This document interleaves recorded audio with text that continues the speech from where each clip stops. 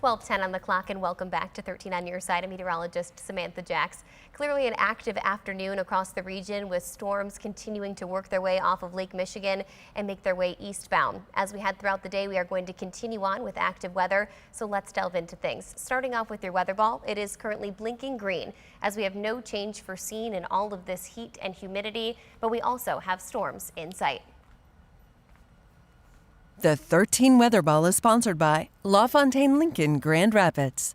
Heavy rainfall coming down right now in Muskegon. Temperature-wise, we're currently sitting at about 72 degrees. Dew points still sitting in the upper 60s. Because of this frequent and heavy rainfall as well as thunder and lightning, the National Weather Service did go ahead and just issue a flood advisory in place for portions of Muskegon County, continuing on until 6:15 p.m. That means that low-lying areas are likely going to see some ponding from this heavy rainfall. The good news is that these storms are racing off to the east, so as quickly as they moved in, they're going to continue to track out of Muskegon County. But until then, we did go ahead and throw a track on this system.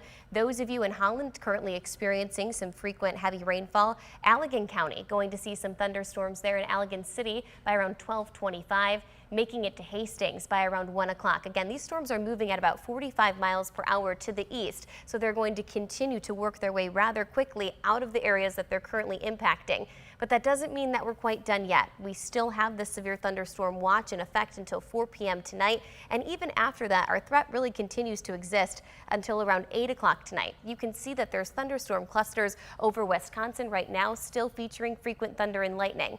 Now, I will say that this current batch of storms is going to hinder us just a little bit in terms of how much redevelopment we could see and the strength that these storms could be as we head into the afternoon and evening hours tonight. It actually is going to help limit some of our chances for severe storms. But because we still have so much moisture available in the atmosphere, we're still talking dew points right now sitting in the mid 60s to low 70s.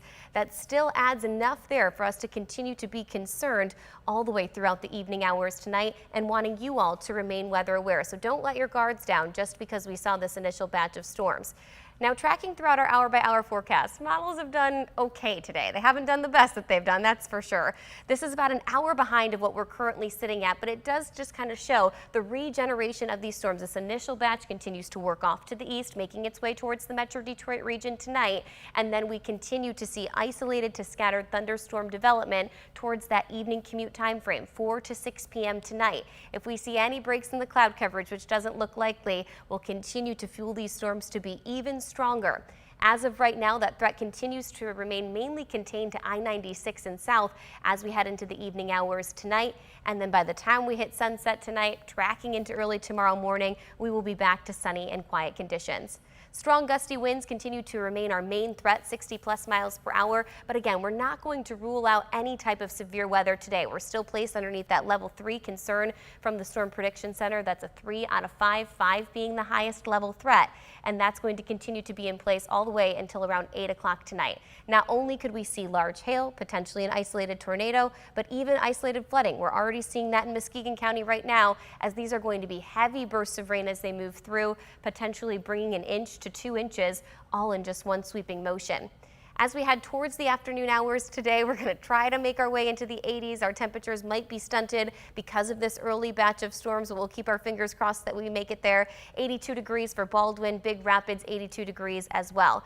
We've got the severe thunderstorm watch remaining in effect again until 4 o'clock today. I highly suggest that you find multiple means between now and continuing on through 4 o'clock to receive critical weather information, whether that be your cell phone, downloading the 13 on Your Side app, or of course, we always say the smoke detector for severe weather. That's going to be your NOAA weather radio.